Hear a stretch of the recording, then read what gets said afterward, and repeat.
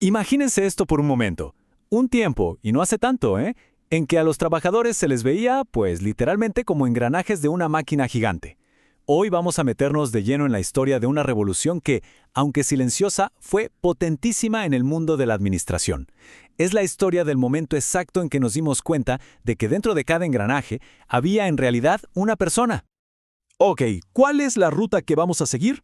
Primero, vamos a ver ese salto de engranajes a personas. Después nos vamos a clavar en el increíble experimento de Hawthorne.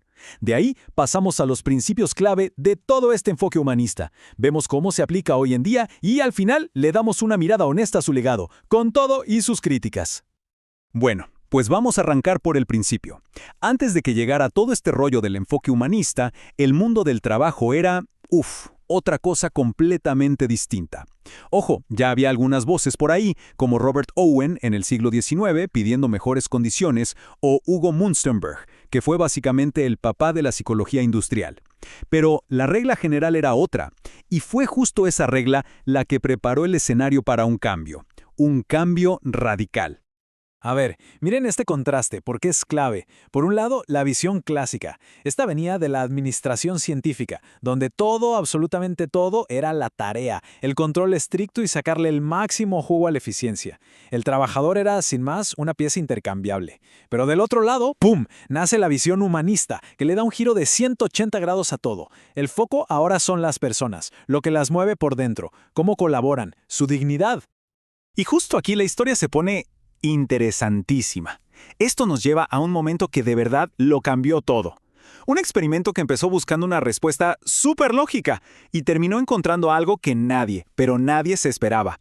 Estamos hablando, claro, de los famosos estudios de Hawthorne, con Elton Mayo a la cabeza, allá entre 1924 y 1932. La pregunta con la que arrancaron parecía de lo más sencilla. Los investigadores pensaban, pues con la lógica de su tiempo, que la clave estaba en lo físico. Su idea era, oye, si ponemos más luz, la gente va a trabajar más y mejor. Lógico, ¿no? Pero como ya se imaginarán, la realidad les tenía una sorpresa guardada. Ok, pongan atención a la secuencia, porque aquí es donde todo se vuelve un poco loco. 1924, le suben a la luz, la productividad para arriba. Bien. 1927, les dan descansos, la productividad vuelve a subir. Hasta aquí todo perfecto, todo tiene sentido. Pero en 1930 hacen la prueba al revés, bajan la luz y la productividad sigue subiendo. Y para rematar, en el 32 quitan los beneficios y la productividad se queda ahí, alta. Era un completo misterio. ¿Qué estaba pasando? Y aquí está la gran revelación. La clave no estaba en las luces, ni en los descansos, ni en el dinero. El factor decisivo era social y psicológico. Lo que pasaba es que la gente no estaba reaccionando a los cambios en el ambiente, sino al hecho de que por primera vez alguien les estaba prestando atención. Se sentían importantes, escuchados, valorados. Y a este descubrimiento, claro, se le llamó el efecto Hawthorne. Y ojo, esta idea no salió de la nada. Ya había gente adelantadísima a su tiempo, como Mary Parker Follett, a quien muchos llaman la madre de la administración moderna. Ella ya andaba hablando de cosas que sonaban súper revolucionarias: cooperación, empoderamiento, ver el conflicto no como algo malo, sino como una oportunidad. Básicamente, estaba poniendo los cimientos para una forma de gestionar mucho más humana. Entonces, con el viejo modelo clásico cayéndose a pedazos, los descubrimientos de Hawthorne abrieron la puerta a un montón de nuevas reglas. Y aquí es donde entran otras figuras clave. Por ejemplo, Abraham Maslow y su famosa pirámide, ¿la recuerdan? Él nos mostró que la gente no solo trabaja por un sueldo, buscamos sentir que pertenecemos, buscamos crecer, autorrealizarnos. Todo esto fue armando el rompecabezas de lo que hoy conocemos como la teoría de las relaciones humanas. Y este nuevo enfoque era una locura para la época, porque ponía a la persona en el centro de todo. Piénselo, era pasar de lo que Douglas McGregor después llamó la teoría X, que es básicamente pensar que la gente es floja y hay que estarla vigilando, a la teoría Y, que es creer que la gente es creativa, quiere responsabilidades y es capaz de autogestionarse. De repente dar autonomía y delegar ya no era un riesgo, era la mejor forma de sacar todo el potencial de la gente. Y aquí llegamos a otro concepto fundamental, la organización informal. Los estudios de Hawthorne revelaron algo que hoy nos parece obvio, que más allá del organigrama bonito que cuelga en la pared, hay una red de relaciones sociales superpoderosa. los amigos, los grupos que se forman para ir a comer, todo eso. El psicólogo Kurt Lewin lo estudió a fondo y demostró que el grupo tiene una influencia brutal en cómo se comporta cada persona. Entender esa red invisible se volvió importantísimo para cualquiera que quisiera liderar un equipo. Ok, perfecto. Ya vimos la historia, pero ¿y ahora qué?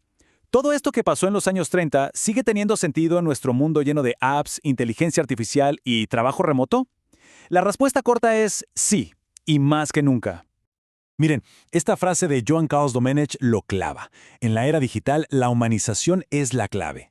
Suena paradoja, ¿verdad? Pero piénsenlo. Mientras más tecnología nos rodea, más valor tiene la conexión humana real. Liderar desde la empatía, desde el entendimiento, ya no es un plus, es una ventaja competitiva enorme. Ok, entonces, ¿cómo se ve un líder así en la práctica? Hoy en día, primero, se necesita un propósito, una visión que vaya más allá de los números y que de verdad inspire. Después, un ingrediente clave, humildad. Reconocer que no se tienen todas las respuestas. A eso hay que sumarle una escucha activa, pero de la buena, de la que busca entender. Con eso se logra una buena ecología emocional, o sea, crear un ambiente de trabajo positivo. Y por último, flexibilidad, porque el mundo de hoy cambia cada 5 minutos. Y esto no es pura teoría, ¿eh? Hay empresas que lo viven día a día. Ahí tienen a Google fomentando la creatividad con un buen balance entre vida y trabajo. O Zappos, que básicamente construyó su éxito en una idea. Si mis empleados son felices, mis clientes también lo serán. Miren a Patagonia, demostrando que cuidar a la gente y al planeta es un negociazo. O a Whole Foods, que le da a sus equipos un poder real para tomar decisiones. ¡Funciona! Pero bueno, para tener la foto completa hay que ser honestos. Aunque todo esto suene increíble y fue revolucionario, no es perfecto. Como cualquier gran idea, el enfoque humanista también tiene su lado oscuro y ha recibido críticas bastante serias con el tiempo. Por el lado bueno, las ventajas son obvias. Gente más comprometida, mejor ambiente de trabajo, lo que Frederick Herzberg llamaba factores de motivación, ¿no? Las cosas que de verdad nos hacen sentir bien con el trabajo. Pero, por otro lado, los críticos dicen, oye, a veces es demasiado idealista. Puede que por enfocarse tanto en las personas se olviden de los procesos, de la técnica. Y la crítica más fuerte es el riesgo de que todo sea una farsa. Una manipulación bonita para que la gente produzca más, pero sin que de verdad importe su bienestar. Y con todo esto sobre la mesa, llegamos a la pregunta del millón, una para reflexionar. En este mundo de algoritmos, de inteligencia artificial que toma decisiones, ¿será que este enfoque, que nació hace casi un siglo, es hoy más importante que nunca? Quizá, solo quizá, la próxima gran innovación no sea un nuevo software o un gadget más rápido, sino simplemente volver a poner el foco en lo humano. Ahí se las dejo.